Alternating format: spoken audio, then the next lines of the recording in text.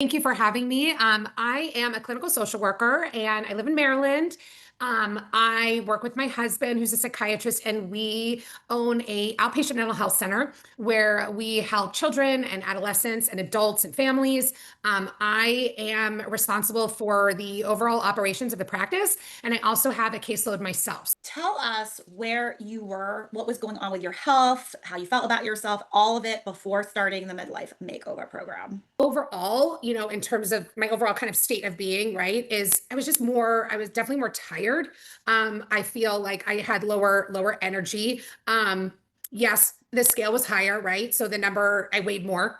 Um, I would say the biggest thing that I noticed is my habits, right? So I felt like, well, now in retrospect, now that I can look back, I had some really unhealthy habits. So it was a combination of all of those things. I do have thyroid disorders. I have an underactive thyroid that I do take medicine for, and I have most of my life. So some of the lethargy and the energy and all of that is sort of like par for the course. But I have noticed that with all of these lifestyle changes, my health before versus my health now is very, very much improved overall. So tell us kind of your biggest wins since you started the program. Oh, wow. Okay. I think the thing that comes to mind first is going to go back to the very first conversation I had with you, Nurit, when I was contemplating doing this program. So I think the win that I'm the most proud of is saying yes to myself. That is really, really hard for me to do. I'm a mom of three and I'm a caregiving sort of profession as a social worker. And my cup is often quite depleted. I do some caregiving for my dad. So it's a lot of thinking of others. I love that social thinking concept, but there are times when you have to be a just me, and I teach my little clients that. And that's not being selfish. That's focusing on yourself. And putting my oxygen mask on first so that I can help and love the people around me and continue to do that and not like burn out, if you will. So I think 100% that saying yes to myself with your loving coaching and support is my biggest win. Awesome. Awesome. So tell us like kind of your history of, with when it came to like weight and being in shape, if you're okay, like kind of talking and how this program kind of helped you with that. Absolutely. So my journey goes way back. I think my very first memory is probably at the pediatrician's office when I was in elementary school, where he basically, told my mom instead of letting me eat two pieces of pizza, I should probably only eat one, which then the journey began, right? So I think my mom probably took me to Weight Watchers when I was like 12. And I've really been wondering about like what I eat and dieting pretty much from my pre-adolescence till now. I was that kid whose parents sent them to fat camp, and I feel like I can say that because I went. I had to miss the summer of sleepaway camp, which was a bummer. And then through having kids, I've tried everything. I Noom, Weight Watchers, you name it. None of those worked. How is this different? How is this different than those other Yes, things? I've been thinking about that because well, this is working. Let me just say that. Like, well, I'm sure we're going to talk about that at some point, but this is very much working. And as a therapist, I mean, the why it works is this question that Narita is asking right now. It's exactly what it is because it's a mindset, right? It's not follow this app and just do this. Don't eat these things. It is a way of thinking about your entire life in a much more holistic way that I believe is extremely sustainable throughout. I call this the second half. I just turned 50, so like the second half of my life. My mindset has changed a lot. You'll hear Narit and Sarah talk about progress over perfection. I'm very much someone who's like, well, I can't do all of these things, so I'm not going to try. That's not a good mindset because then you never try. So I didn't believe that was true until I did this program. So the idea of slow and steady, okay, the idea of progress, the idea of you do not have to go and be at the Pilates studio 7 days a week with your cute little outfit. You don't have to go join a spinning studio. You don't have to run a marathon, which by the way, I can't do any of those things because I've had like body issues, lower back, which we can talk about later. So I'm like, I can't lift weights. I can't do this. Yes, you can, because they're gonna teach you that this incremental change, this progress change, is what allows your body to get to the point where you can maybe, I don't know, it just happened last night. I'm doing my 5 pounds, and Sarah said this was gonna happen. I was like, I can do 10. And I'm like, wait, did I just say that? Did I say I could do 10? Like, what? So my mindset has changed. It's also not just one thing, which you're going to learn. It's all the things that happen at the same time, which is getting enough sleep, managing your stress in a healthy way. Hitting your protein and your other food targets is just a part of it, right? Strength training is okay to say to it, like Yeah. more important than cardio, although cardio is great. That was for me. Water. I just made a water change, water before coffee. I try really hard, although come on, let's be honest, we all do this, like doom scrolling at 11 o'clock at night on your phone, not good for you. And so this works because it's not just one thing. So if you're someone who is really active and you're like, yeah, I can go do that, that's great, but that's not me. And so I never feel like this program isn't for me because it's really for everybody. Before you started our journey, right? Okay. What kind of fears, concerns, doubts did you have? Like fears creeping in? I had a very hard time investing both money and time, I'm just being honest, into Emily. Okay. Because that's not something I make a lot of excuses as to why I shouldn't do that. And I should do things for other people. Like I should all over myself.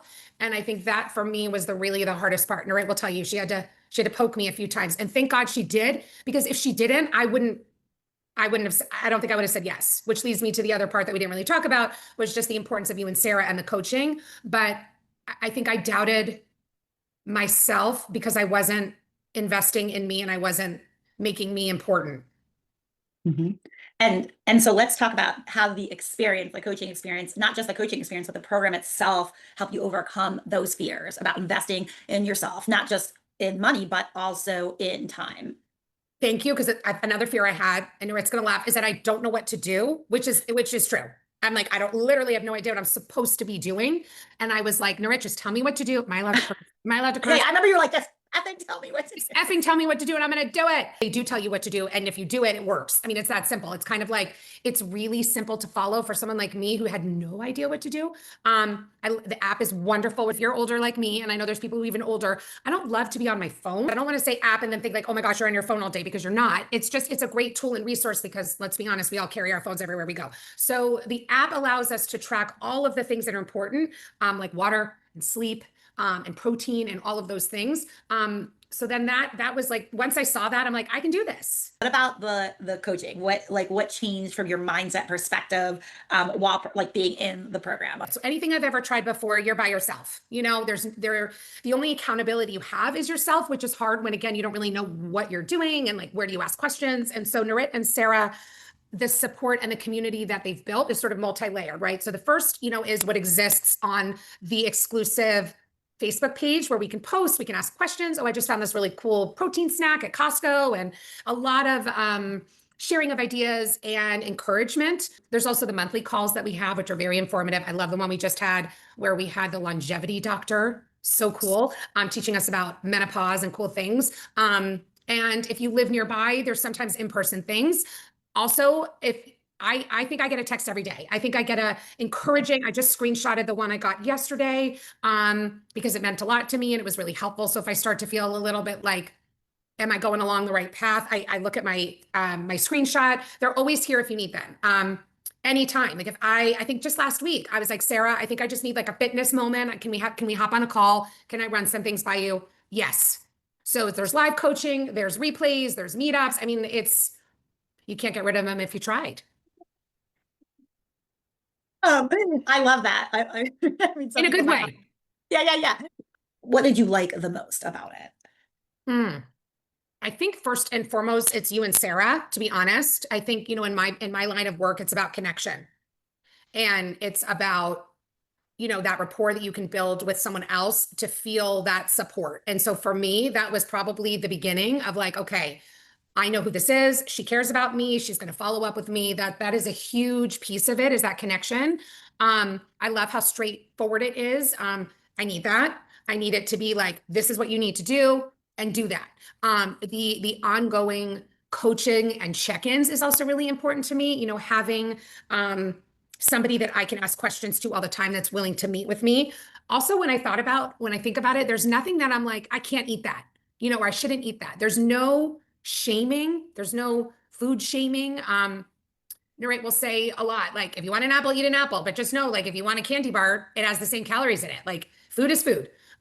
So if I do want to eat my handful of chocolate covered blueberries from Costco, go do it. Because it's not about that, which again, as a therapist and works with young people, I think it's really, really important because as a child, I felt very food shamed and that there was something wrong with me and that, all the things, all the negative things that can come from restricting.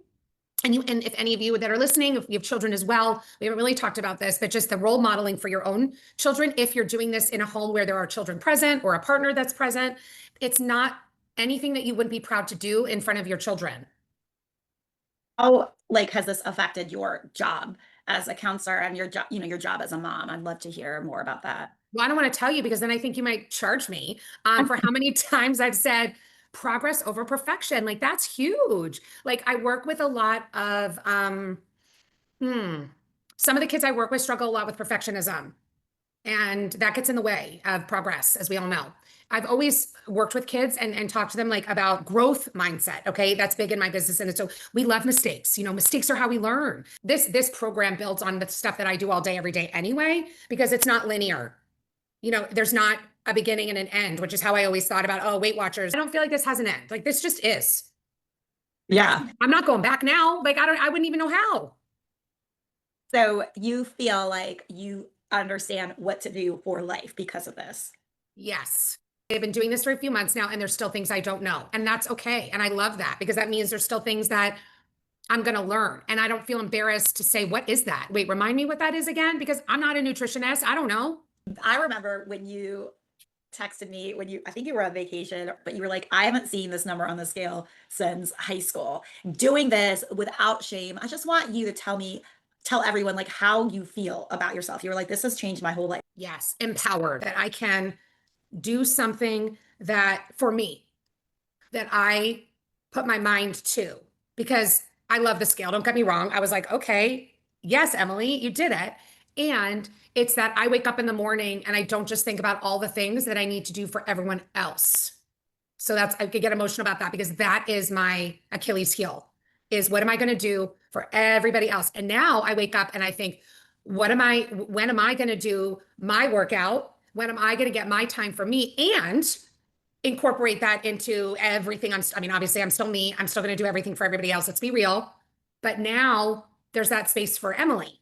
And that's the part that's the most important to me. And how does that like impact everybody else, do you feel like? I would say it's absolutely positively impacting everybody, because when we exercise and take care of ourselves the way the program asks us to, that positively impacts our mental health. It reduces our stress and our anxiety. And so, like we say, happy mommy, happy what, happy wife. That's everybody benefits when mommy's happy, everybody. And so there's nothing negative about this. I also have to be real that my youngest is 16 and my oldest is 21. So I don't have littles around me. But I have to say, I wish I did. Like, my one regret about this is that I didn't do this a long time ago. And that's probably not healthy for me to say, but it's just a wish. I know that everybody wins when mommy takes care of herself and she's emotionally in a good place and she's healthy. I love that. So my last question is, what would you say to someone and they just haven't pulled the trigger yet because they're afraid, right? They're afraid of many different things, different reasons. What would you say to that person? I think I would say, what is like you asked us, what is your why? What is your why for being healthy, for changing your life, for kind of thinking about this? Because when you start with that question, then you have to ask yourself, the next question is like, well, how am I going to get there? And so I feel like this is how, so if you're someone who's on the fence and you're contemplating, putting yourself first and thinking about this, I feel like this is the best investment of health in your health, with financially and your time that you really can ever make on yourself. And you won't have to do anything else. I have friends and loved ones that are doing the GLP, is that right? GLP-1 shots. Okay. That works for a lot of people. And for some people, they need that. And then my follow-up is like, can you do that forever? Well, if you're like my dad and you're diabetic, then yes. But if you're not, what happens when that stops? And you still don't know how to live healthy. And so I think that for anyone who's thinking about it, if you're blessed to have the finances to do this, and because I will say most of us have time, because it doesn't take that much time. But I do know for some people it's financial. But I will say that, watching and caring for my dad, like, being unhealthy is really expensive. Okay. It's really expensive. I mean, he's in his mid 80s. He has type 2 diabetes that he acquired in his 40s before all these fancy medicines, and thousands and thousands of dollars on his care. So he's my why. I always say I have to invest in myself now because honestly, it is much, much more expensive to be unhealthy.